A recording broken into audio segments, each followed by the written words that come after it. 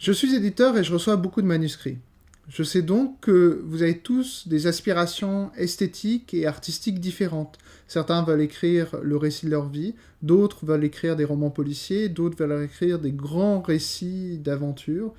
En fait, il y a une très grande variété d'aspirations esthétiques au sein des gens qui veulent écrire. Mais fondamentalement, je continue à penser qu'il y a une nécessité à maîtriser les codes narratifs, quelle que soit la nature de la proposition que vous avez en tête. En fait, la nécessité de maîtriser les codes narratifs ne signifie pas la nécessité de toujours écrire les mêmes histoires les uns que les autres. C'est plutôt de se dire que la maîtrise des codes narratifs permet deux choses. Elle permet d'une part d'exécuter des grands récits, d'autre part de se réapproprier les codes de manière critique ou ironique.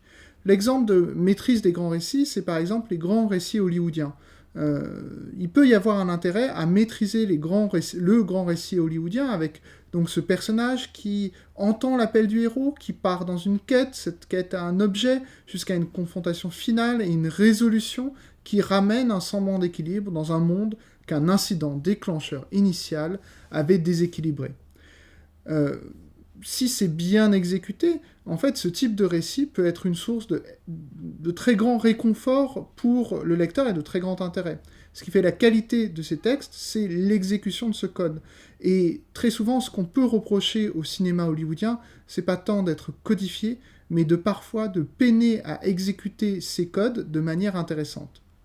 Mais vous pouvez aussi ne pas apprécier ces codes, ou même considérer que ces codes, pour des raisons esthétiques, ou morales, ou artistiques, sont des codes qui sont condamnables. Dans ce cas, vous pouvez tout simplement vous réapproprier les codes, mais pour se les réapproprier, encore faut-il les connaître, et se les réapproprier de manière ironique. Prenons comme exemple le Don Quichotte de Cervantes. Ce roman, qui est considéré souvent comme le premier grand roman occidental, est en fait un roman ironiste.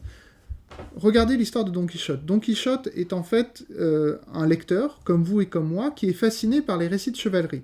Son grand rêve, c'est de devenir un chevalier comme ont été des chevaliers les personnages de romans qu'il a eu l'occasion de lire. Simplement, il arrive trop tard et le temps de la chevalerie est révolu. Qu'à cela ne tienne, il devient quand même chevalier. Et en fait, cette folie, ce désir de poursuivre un projet alors que ce projet n'a plus de réalité, c'est ce qui va l'emmener dans des situations plus ou moins cocasses. Concrètement, d'un point de vue esthétique, ce que fait ce roman, c'est qu'il s'approprie les codes du roman de chevalerie et les subvertit, les critique, les caricature. Voilà. Il y a beaucoup de scènes du Don Quichotte de Cervantes qui sont en fait des scènes de romans de chevalerie, mais qui sont reprises de façon comique ou burlesque. Dans ce cas, vous voyez bien que c'est un roman ironiste où il y a une maîtrise des codes, mais sur fond de réappropriation de ces codes. En fait, ce que je veux vous dire par cela, c'est que l'originalité, qui est ce à quoi aspirent la plupart des écrivains en herbe, comme vous êtes, c'est pas nécessairement de s'éloigner de ce qui est connu. L'originalité, ça peut être soit une telle maîtrise des codes que, en fait, se dégage une impression de naturel de votre œuvre. Un grand récit hollywoodien, quand il est bien maîtrisé, donne une impression d'originalité, même si l'histoire a déjà été vue. L'exécution, la qualité de son exécution, donne l'impression qu'on est face à quelque chose de vrai et de vivant.